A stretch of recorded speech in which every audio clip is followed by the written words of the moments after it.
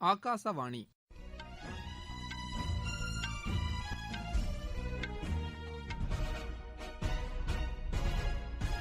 செய்திகள் வாசிப்பவர் கனகராஜ். தலைப்புச் செய்திகள்.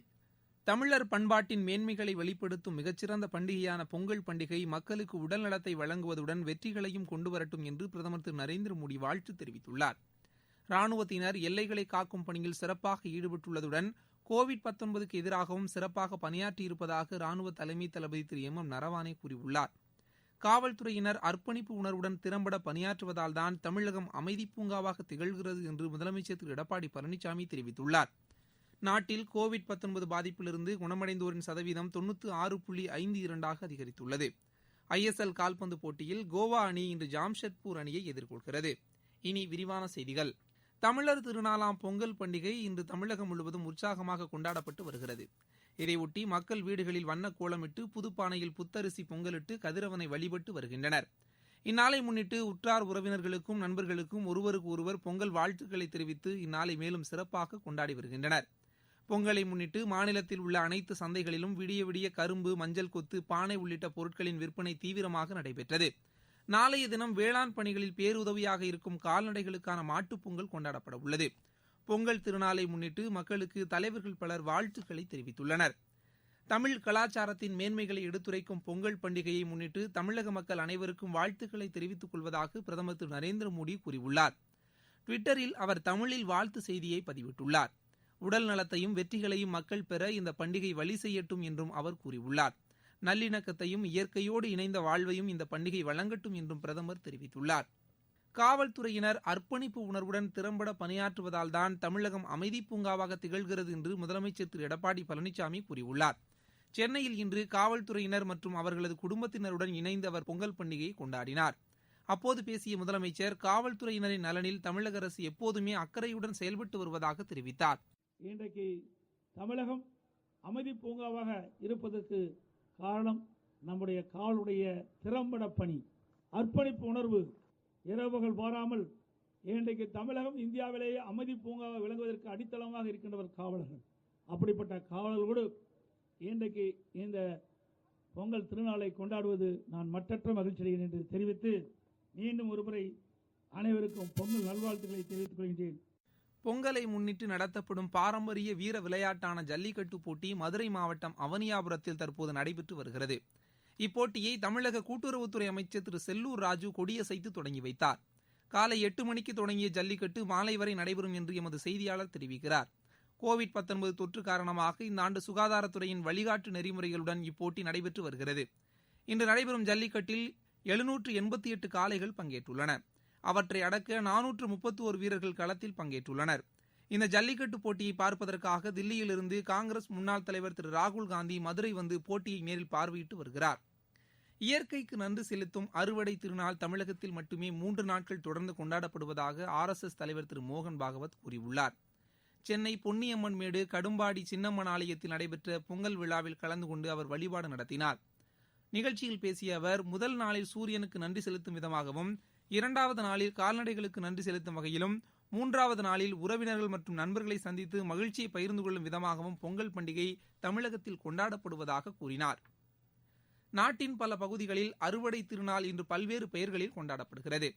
குஜராத்தில் உத்தராயன் என்ற பெயரிலும், அஸ்ஸாமில் பிஹு என்ற பெயரிலும், மேற்கு வங்கத்தில் போஷு சங்கராந்தி என்ற பெயரிலும் இந்த கொண்டாட்டங்கள் நடைபெறுகின்றன. உத்தரகாண்டில் மகர சங்கராந்தியை முன்னிட்டு ஹரித்வார் கங்கை நதியில் பக்தர்கள் புனித நீராடினர். இந்த பண்டிகைகளை முன்னிட்டு குடியரசுத் தலைவர் திரு ராம்நாத் கோவிந்த், குடியரசு துணைத் தலைவர் திரு வெங்கையா நாயுடு, பிரதமர் திரு நரேந்திர மோடி உள்ளிட்ட பல தலைவர்கள் மக்களுக்கு வாழ்த்துக்களை தெரிவித்துள்ளனர். வட மாநிலங்களில் தொடர்ந்து கடும் குளிர் நிலவி வருகிறது. புதுதில்லியில் சப்தர்ஜங் பகுதியில் 2 டிகிரி செல்சியஸிற்கும் குறைவாக இன்று காலை வெப்பநிலை பதிவானது. அடுத்த ஒரு வாரத்திற்கு இதே நிலை நீடிக்கும் என்று வானிலை ஆய்வு மையம் கூறியுள்ளது. நீங்கள் கேட்டுக்கொண்டிருப்பது ஆகாசவாணியின் செய்தி அறிக்கை.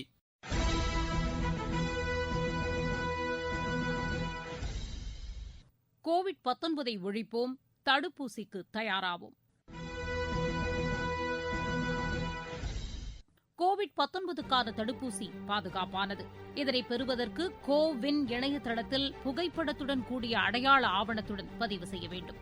உங்கள் கைபேசி செயலிக்கு வரும் தேதியில் சம்பந்தப்பட்ட மையத்திற்கு சென்று தடுப்பூசி போட்டுக் கொள்ள வேண்டும்.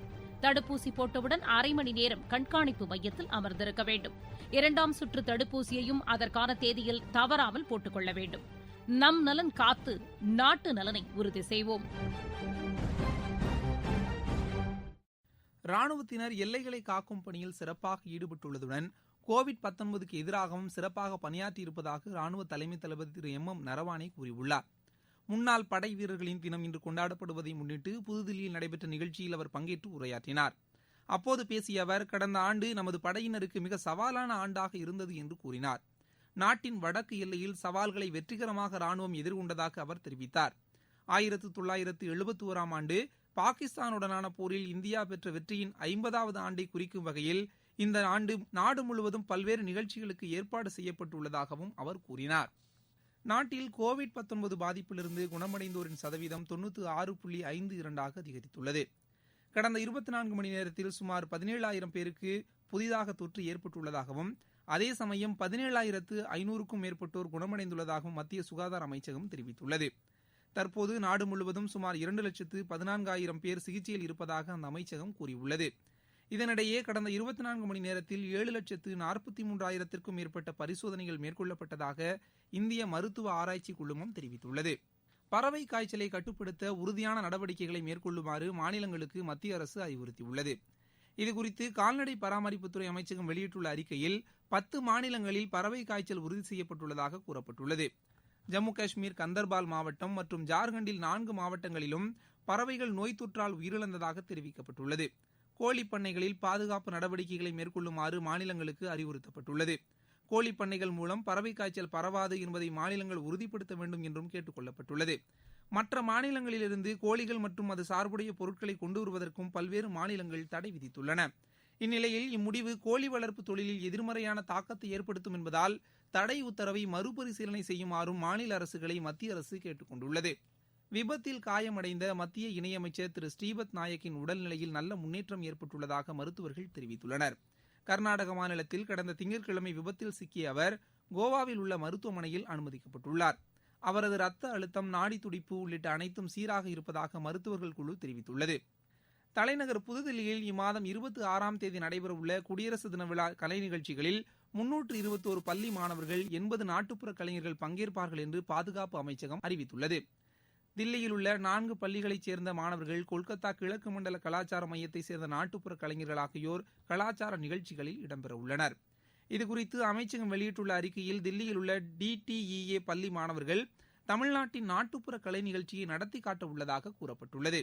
கடந்த ஆண்டு குடியரசு தின கலை நிகழ்ச்சிகளில் 600க்கும் மேற்பட்டோர் பங்கேற்ற நிலையில் கோவிட்-19 கட்டுப்பாடுகள் காரணமாக இந்த ஆண்டு 400 பேர் மட்டுமே பங்கேற்க உள்ளதாக பாதுகாப்பு அமைச்சகம் தெரிவித்துள்ளது. கோவிட்-19 தொற்றுக்கு எதிரான தடுப்பு மருந்தை ஒதுக்கீடு செய்வதில் எந்த மாநிலத்திற்கும் பாகுபாடு காட்டப்படவில்லை என்று மத்திய சுகாதார அமைச்சகம் தெரிவித்துள்ளது.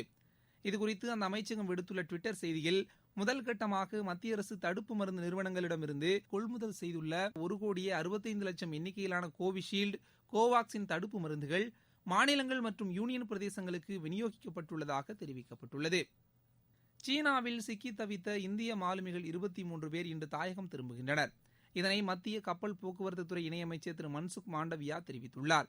MV ஜாக் ஆனந்த் என்ற சரக்கு கப்பல் மூலம் சென்று கொண்டிருந்த மாலுமிகள் சீன துறைமுகத்தில் சரக்குகளை இறக்குவதற்கு அனுமதிக்கப்படாமல் தடுத்து நிறுத்தி வைக்கப்பட்டனர்.